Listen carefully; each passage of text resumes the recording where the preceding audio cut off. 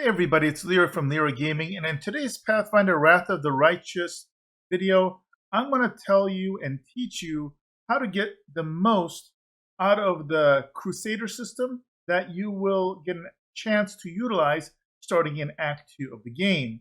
Now, this is very similar to a Heroes of Might and Magic battle system, and the one thing to note is that if you don't initiate the system correctly, it can be quite unforgiving. It's not uncommon when you're first starting out. You kind of push your army a little too far, and all of a sudden you find yourself wiped out. So in today's top 10 beginner tips, I'm going to help you get the most out of this system so you don't fall flat on your face, you don't get frustrated, and you steamroll Act 2 with no issues. Now, with that being said, let's go ahead and jump right into tip number 1. So tip number 1 has everything to do with generals and how to refresh generals.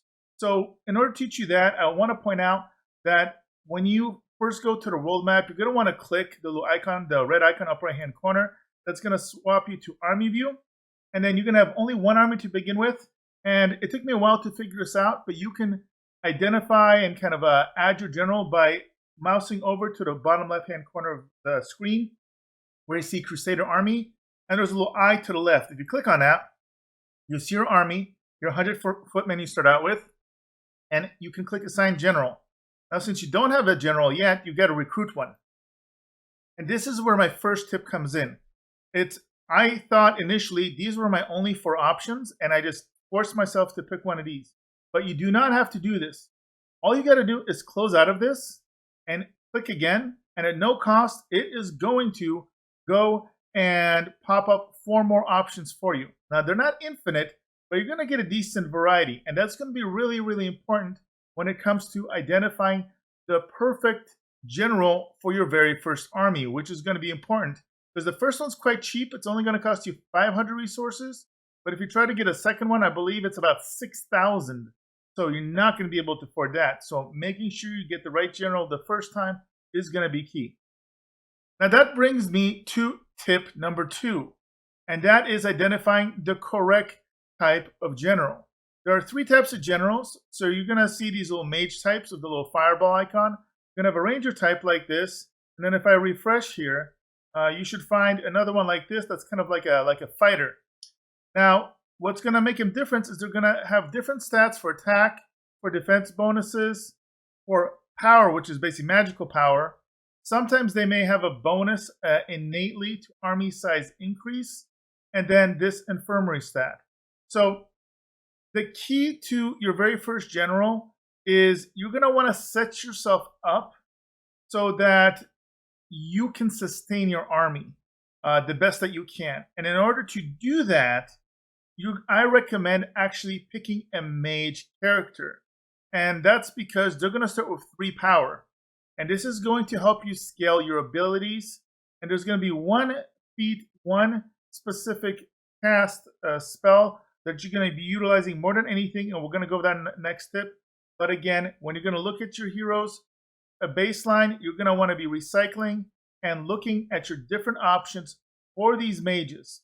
What's going to make them different from one than the other is mainly going to be the feats that are offered, and also potentially the infirmary stat. So that we will cover in the next 2 tips. So now we know what kind of general we want, but now we care about tips. So this is going to be tip number 3, which is finding the most important initial feat. And then I'm going to show you a little bit later into the Act 2 when you're going to level up. And then I'm going to give you the recommendation for the other most important feat.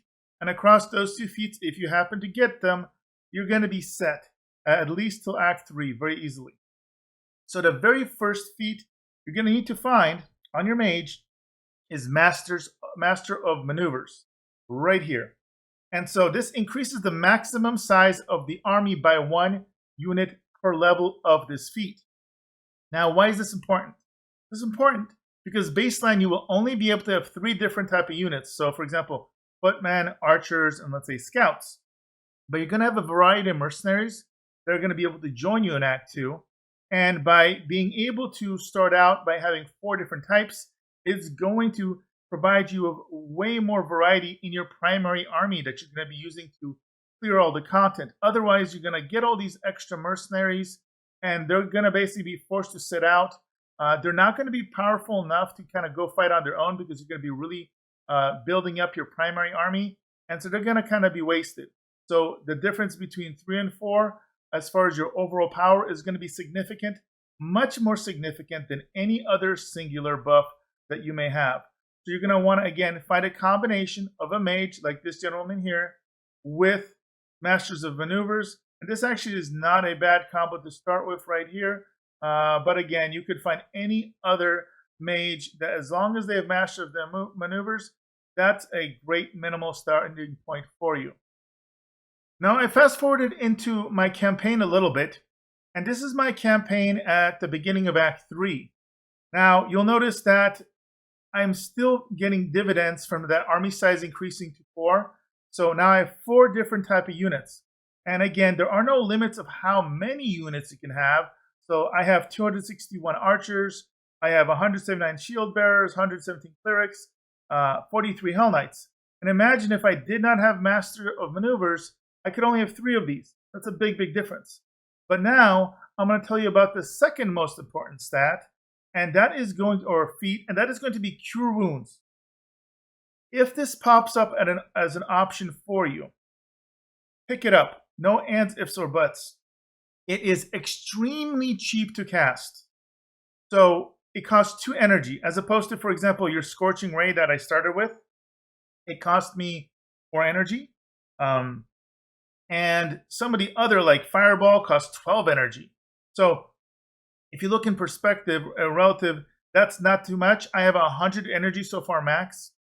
So you could cast this 50 times. Now, what this spell does not tell you is that it not only heals units, it actually brings them back from the dead. And so when you're in a fight, you're going to notice that you could, within 1 or 2 unlucky hits, lose 10, 15, 20 units, and then every single turn, or rather round, once all your units move and the enemy moves, you can cast a spell. So because you're going to have so much mana as a caster, you're going to be able to spam this and kind of keep your enemies topped off. And I'll be showing you a strategy how to kind of min-max and cheese this to kind of help you maintain your armies and never take any losses. All right, the next tip I have for you is the importance of the Infirmary stat.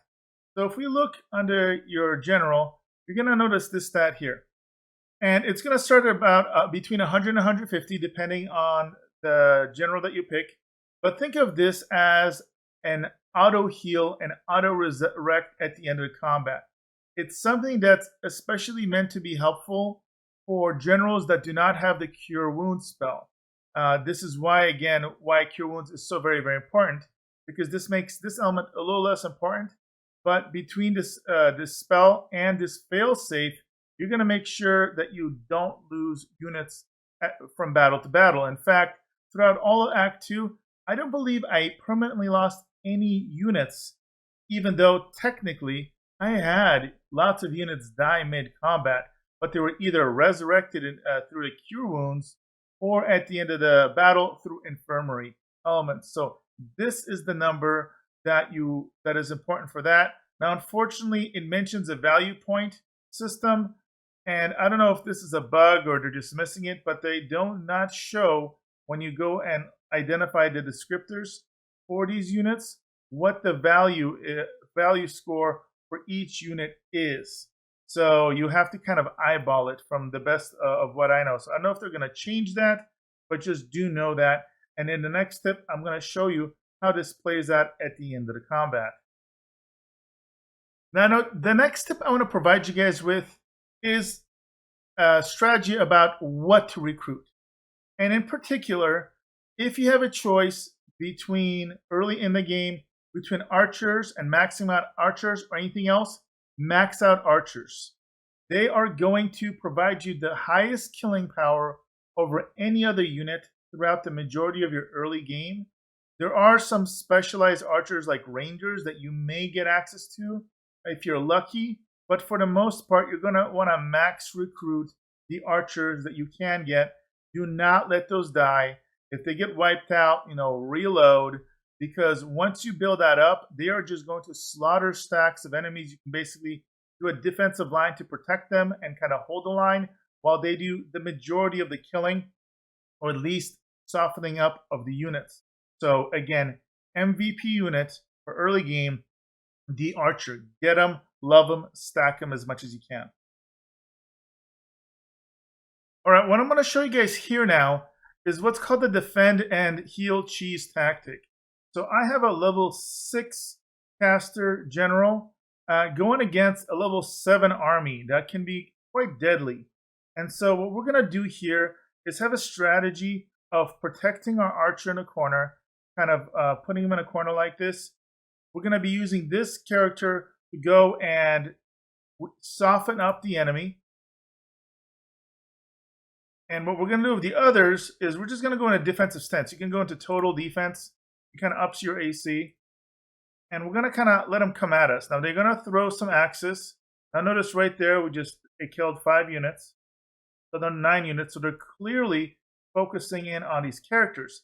Now, here's the beautiful thing. If you watch my previous tips, the magic of cure wounds. Now, because we're a mage, we have really high power. And it's starting to get out of hand how powerful it is. So look what's going to happen here. I'm going to cast this. I just did 1.4k healing. And what was that? 15 or 16 of them just came back from the dead. So it's not just a cure, it's a resurrect. We focus down again. Now he's going on the defense. So we're going to go defense, defense, defense. Let them come at us. And basically what we're doing here is trying to survive as best we can while the enemy is fighting. Curing again. Look at that. Full health. The archer has now wiped out 1 full stack. Now you can check what the offense would do. This isn't the greatest trade-off, so I'm going to defend with him right now since he's getting focus fired. These units you can go on the offensive with. Now you also have an alternative, because I have Shield of Faith. If you see that one unit is getting target focus fired way too much, you can choose to put that on there. Gets the AC up a little bit higher, and then you can go back to healing. Now I'm going to again just fast forward until almost the end of combat when there's only 1 unit left. So it'll be just a minute, and I will be right with you guys. All right, so at this point I fast forward until we have just 4 units of these Minotaur kind of like guys left. Notice when I mouse over, this will guarantee 4 kills. It would kill them. We do not want to do that. At this point, what we're going to do is we have taken some casualties from the clerics and pretty much nobody else for the most part. So what you can at this point do is start spam healing, because you're going to have lots of mana to get this up. And what you can do is passive everybody else, because right now it's grayed out. Go through all their turns. Let the enemy attack. Again, at this point, since it's so weak, it's only going to do like 1 damage. And very easily, I could at this point heal him to full. And so what this means is even though over this battle you took a ton of casualties, you're able to heal back to full, and you're good to go at the end of the match. But I did want to show you the Infirmary system. So instead of fully healing him like you would easily do, let's just go ahead and finish off this enemy. And remember, this was a level 7 army when I was level 6. So notice it says here, your losses, 12 clerics, 53 footmen. But don't worry, it says units replenished at the Infirmary. Guess what? Because this is the same as this, you basically lost nobody. If you had tremendous casualties and it was over that value that we discussed, the Infirmary value, this would be larger. Whatever was greater than here would be lost permanently. Now, the good news is the game does basically recover your most valuable, your most expensive units first, so you're more likely to lose your cannon fodder. All right, the next tip has to do with army recruitment and mercenary searches. So at any point, you can click on this icon in the lower left-hand corner to go to recruit. And this is going to be your recruit interface. When you first start, it's only going to have this right here. So every week is going to spawn up to 40 footmen and 26 archers. And a little bit into Act 2, you're going to unlock this mercenary system. Now be careful with this. Depending on different factors, different units may be available here for you. Now, most of the time, the amount of units will be pretty similar, between 15 or 20 or so. But how much they cost will vary dramatically. And sometimes you might hire 20 of them for 2,000, and then they come back for 6,000. It may not be worth it for you. Now, additionally, you're going to have one option, and I believe this refreshes every week, so in-game week or so, either day or week. You're going to be able to see it right off the bat. It'll say one for free. So if you're not liking these types, or more importantly, the amounts, you hit search, and it will repopulate. Now notice now you have two different stacks of clerics, one of Hell Knights. What's important here, you have one nice and cheap ratio of 2,300 gold, which is not a lot, or not gold, but resources, for 21 clerics. If you wanted to buy another batch, notice this is 3 times as much for 3 less. So these are not necessarily fair. These are the same units. So if you have a ton of resources, of course, you could buy them all, but you want to be smart about this. Now notice here, the first search was free research. If you wanted to search again, it would cost you 20,000. So not recommended. At that point, wait till this refreshes. But again, the strategy will be initially buy up all these basic units and then start strategically when they're good values, get whatever your specialty unit's going to be for your party to build up and kind of build up that army. If you followed my previous tips for survival, you shouldn't be losing any units, and easily as you lead towards the end of Act 2, as you're going to go and invade to try and take over Dresden, you're going to have a nice army of hundreds of units, and that's what you're going to want to be successful. So the next tip is all about moving smarter, not harder. So when I first started this game, I would just manually move by using these little clickers around the map. But what I realized a little later is, as soon as you're kind of going to any areas you visited before, you can actually click on them, and it will actually predict and tell you how long it's going to take you to get there. Now, this little bar, you'll notice the changing color of this path. This will also kind of tell you kind of a rough estimate for days and hours and days that will get there. But all you got to do is click on it, and says journey will take you 10 movement points. And you'll notice I have 8, so you know you're not going to be able to quite make it. You're going to have to rest a day. So this way you can predict, okay, how long will it take? And you refresh 40 movement points baseline, unless you have feats that increase that, every single day. So every time you skip a day, for example, or move around with your main character enough to cover 24 hours. So again, be smart about that, especially as you're going to be traveling the map to try and clear off threats. You can click on the locations to predict how long it's going to get there. Okay, so the next tip has to do with morale and the introduction of skip day management. As you move around this map, you're going to notice each of your armies is going to have 40 movement, and that's going to be below the army name every single 24 hours. And you can move them independently. Now, once you run out, this will not refresh until either your main party kind of moves around or rests to take 24 hours of time to go by, or if you want to kind of focus on your Crusader party, you could at any point click skip day. It'll go full 24 hours, and you get another 40 movement. Now, in order to balance this so you can't run around indefinitely, they have a morale system that's not really emphasized that much early on. But if you mouse over at the top here, there are these 2 banners and also a little bar at the far top. So you're going to start around 0. And if time goes by without you winning fights against these different armies, the red armies on the board, this will start dropping down and have negative effects. The good news is, all it takes is to beat one fight, and this is going to go up 4 points. There's a lot of fights on the board. So what you want to make sure that you're doing is keeping track of this, moving around and skipping days as you see fit to get to the correct fights for you without this dropping too low. And it's not too difficult to kind of plan out a route. Do note, though, that fights will be spread all over the map, so movement will be across long distances, will be pretty common. Now this brings me to my next tip, which is all about clearing appropriate fights and skipping days effectively. So now that we know about how to move around, we know about morale, at this point, you're going to be starting as a level 1 general, but in this first big section, that's chapter 2, you're going to see fights across the board. And again, most of mine have been wiped out here, but you're going to see them from level 1 all the way to level 7. Now notice, we started way down here, yet we have like level 7 fights that are relatively close to the beginning. You're going to be starting out, and you're going to see level 4 and 5 fights really close. And if you're not careful, you don't know any better, you might run head first in that thing. I can handle that. And no, you won't. You're going to get absolutely destroyed. So what you're going to want to do is optimally spend time zigzagging across the map, wiping out the fights in order.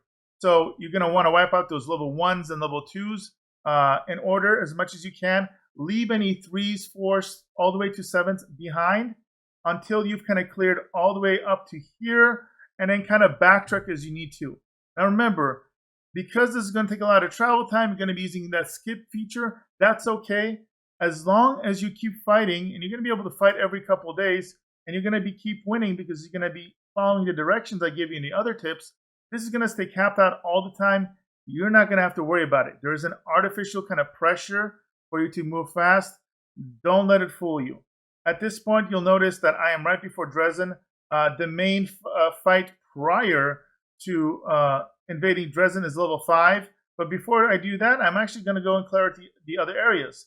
And I'm level 6, so notice I'm going to be going and killing level 6 up here. And then once that's completed, then and only then do I go and clear out the level 7 that is down here. So it's okay that it's so far across the map. It's worth it. It's going to maximize the chances of you winning. Now, you found this army pretty close, maybe 5 to 6 hours prior to where I am right now in the story. If you took this fight on and you were level 2 or 3, it would have been an instant party wipe. So again, make sure to utilize your movement and strategically pick your fights so that you're constantly winning and not losing units. And then I want to throw a little bonus tip, and that's basically to make sure that you clear out the whole map before you hit tier 2. Now the reason for this is that it's going to make your invasion of Dresden easier. You're going to get a ton of loot, some really good magic items, resources, and also some of these, when you beat them, will say, hey, because you wiped out this force, when you invade Dresden, the enemies will not have certain reinforcements.